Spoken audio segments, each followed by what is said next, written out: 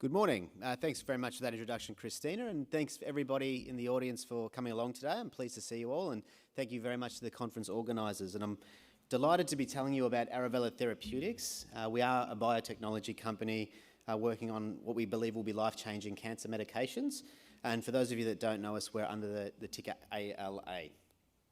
I will be making forward-looking statements, so please do take note of the disclaimer. Now, I'll start with the highlights of the company. So what we're actually working on that technology, it's called an invariant natural killer T-cell platform, or iNKT cell for short, and I know that's a mouthful, but I'll unpack what that means in just a moment. But we believe that gives us shots on goal, initially for blood cancers, but also potentially for solid tumours. Now, our lead product is called ALA-101, and we're expecting to take that into clinic in 2024, and that will be targeting a certain type of blood cancer that produces something called CD19. Now, we believe the cell therapy sector has transformed the way we think about oncology treatment, but there are still limitations, and we think that our iNKT cell platform actually solves a lot of those limitations that have currently hampered the sector. Now, we've worked very hard, in addition to finding new technologies, to building a sensational team, which now spans Australia and the US. We've got a lot of experience across drug development, but particularly around cell therapies.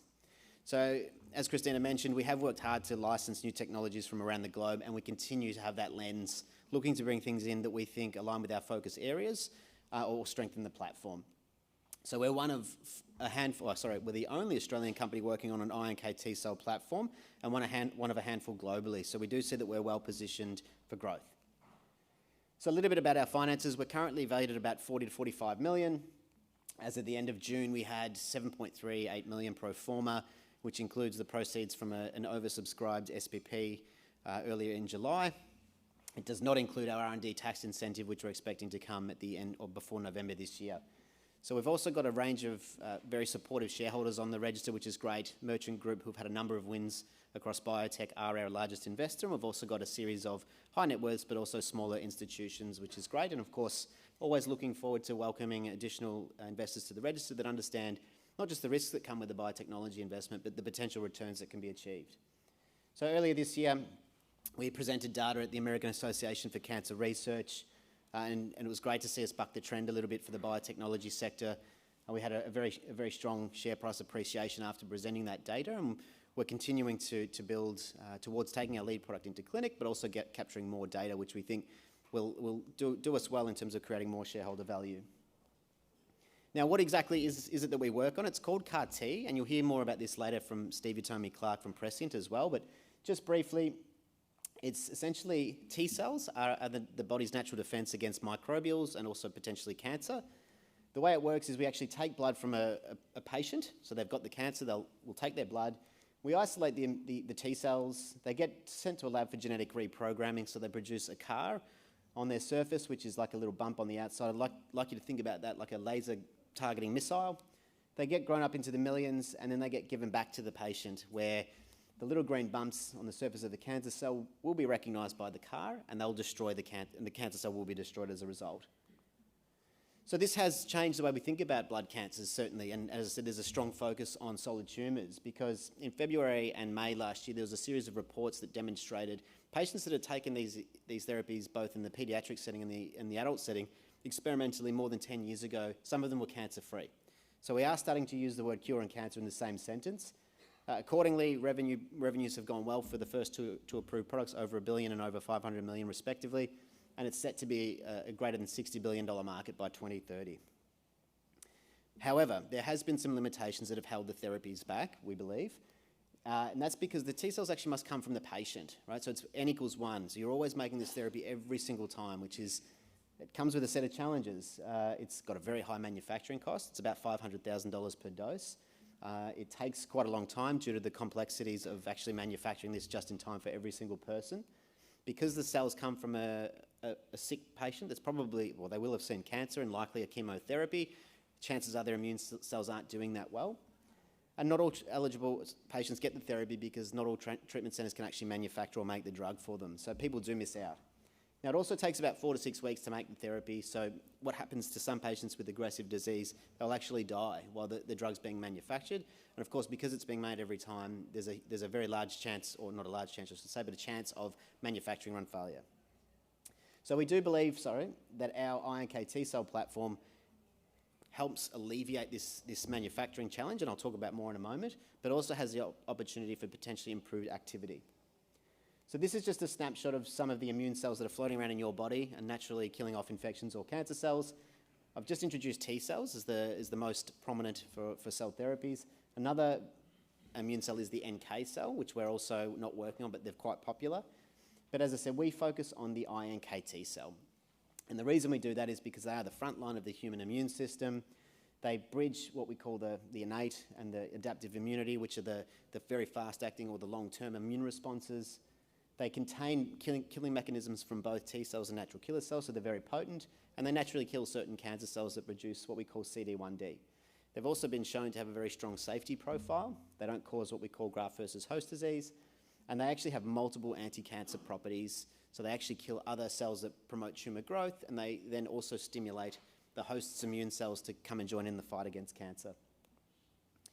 Now, in addition to that, we believe that the iNKT cell sector itself is underappreciated. So if we look at a snapshot of companies working on T cells and NK cells, you can see already there's quite a lot, and this is a snapshot, so it's quite crowded.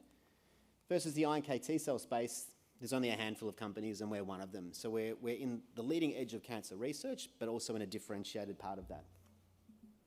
So I'd like to just outline our manufacturing process and just draw on two key differences. The first is where the material comes from. So we'll start from a healthy donor with a fully functional immune system. We'll isolate their iNKT cells. They'll get genetically reprogrammed to produce the chimeric antigen receptor, or CAR. They then get grown up into the billions before ultimately being put into small vials, stored in a freezer. And so when a patient is eligible to take the therapy, they'll be pulled out and then administered to that person that's eligible. So we believe there's a number of advantages. Healthier starting material because it comes from a fully functional immune system. It's scalable because we can make multiple doses per run. It gives faster access to treatment so patients don't have to wait to get access to the therapy. And of course, because it's sitting in a freezer, we remove that risk of manufacturing run failure.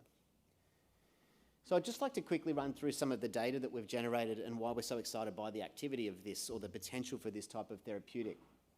And what we're looking at here, these are studies that we typically conduct in animal models. So we're looking at anywhere in these images here of the mice where you see the colour, that's actually the tumour cells inside the animal. We use a special technique to look at them. And we're looking at 3 days after treatment. So we've given treatments for 3 days and assessed how the animals are performing.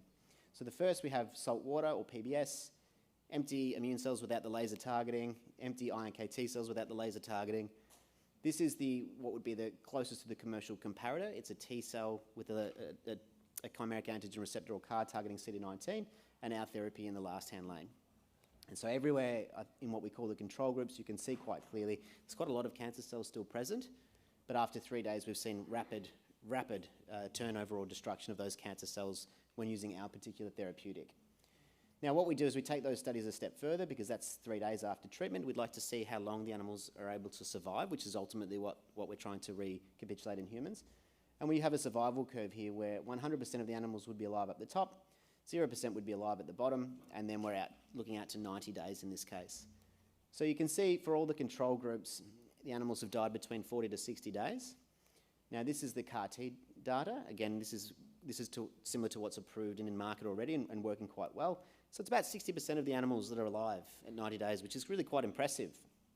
It's just that when we look at the iNKT cell data, we see that it's about 90 to 95%. So we're excited because we think that demonstrates that we've got the potential for improved activity.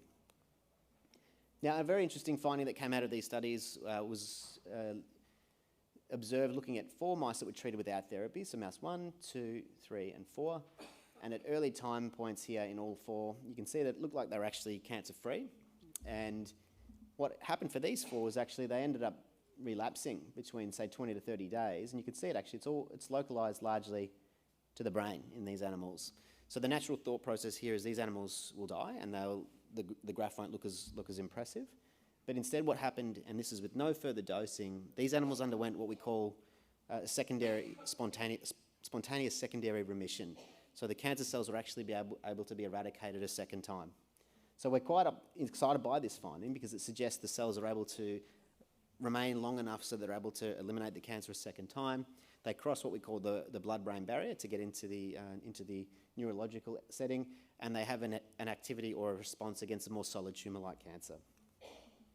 So one other program I'd just like to touch on briefly, and we heard from Nick earlier, so I'm sure that was a very exciting talk, about Imugene and what they're doing. And so we are combining our ALA-101, which is a CD19 targeting CAR-iNKT cell therapy to be used off the shelf, with their oncolytic viral platform.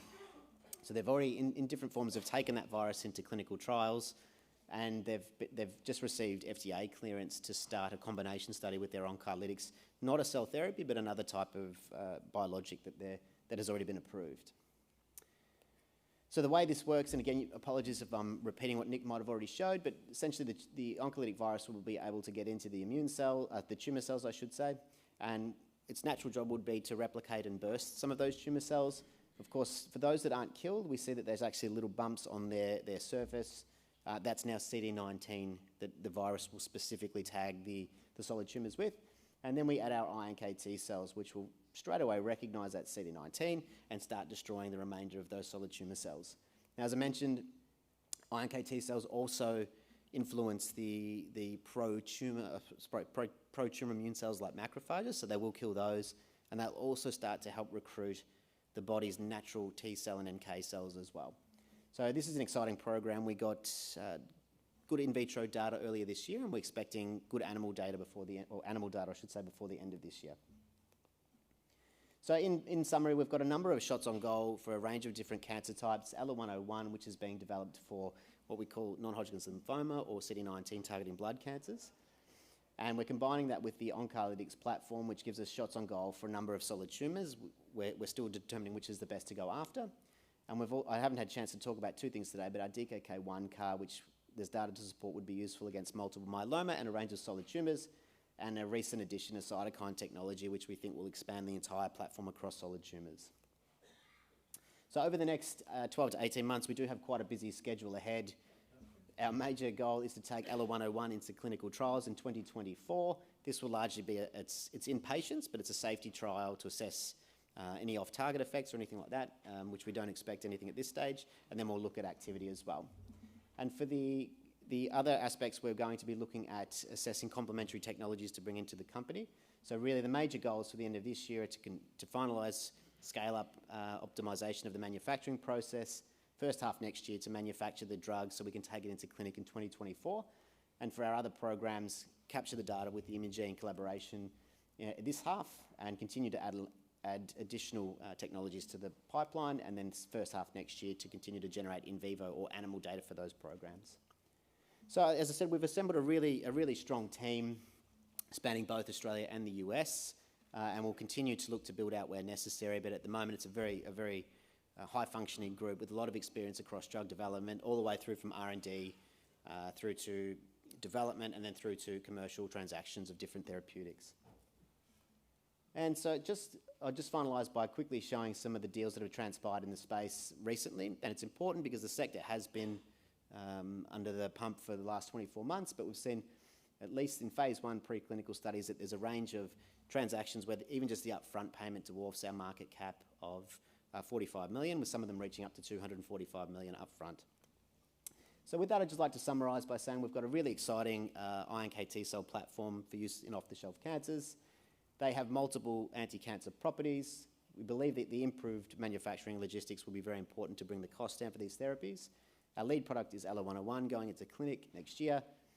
We will continue to expand the pipeline, and we believe that we're well positioned for growth. And with that, I'd just like to say thank you.